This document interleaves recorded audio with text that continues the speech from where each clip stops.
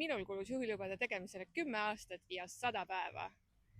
Autokooli astusin ma esimest korda umbes 24-aastaselt. Üsna kiiresti ma sain aru, et see autokool ei sobi mulle, need õpetajad ei sobi mulle kuidagi, aga imelik tundus nagu loobuda. Pärast suvepuhkust ma otsustasin siiski uuesti autokooli minna, vahetada ja astusin autokooli. Ja sain omale sõiduõpetajaks läbi imelise juhuse Evelina Urbi, kellega meil tekkis lihtsalt imeline klapp. Ma jõudsin peaaegu juhilubadeni, aga siis ma kolisin ootamatult Tallinnasse ja sinna see jälle jäi. Siis ühel hetkel koos abikaasaga otsustasime, et ma sean endale eesmärgiks, et ma tahan nüüd 35. sünnipäev tuleb, et 35. sünnipäevaks võiks ikkagi load kätte saada. Kokku sai siis sõidetud seal sügis-talveperioodil 2180 kilomeetrit.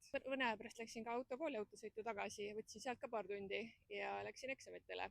Ja tänu, ma ütleks, et sellele suurepärasele toele ja suurepärastele õpetajatele õnnestus mul 2 korda sõidueksami läbi kukkuda, aga lõpuks riiklikel eksamitel sain esimese korraga mõlemad läbi.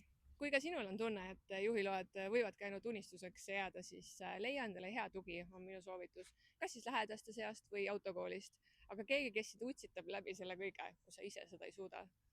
Ja hakka lihtsalt minema ja tee see ära.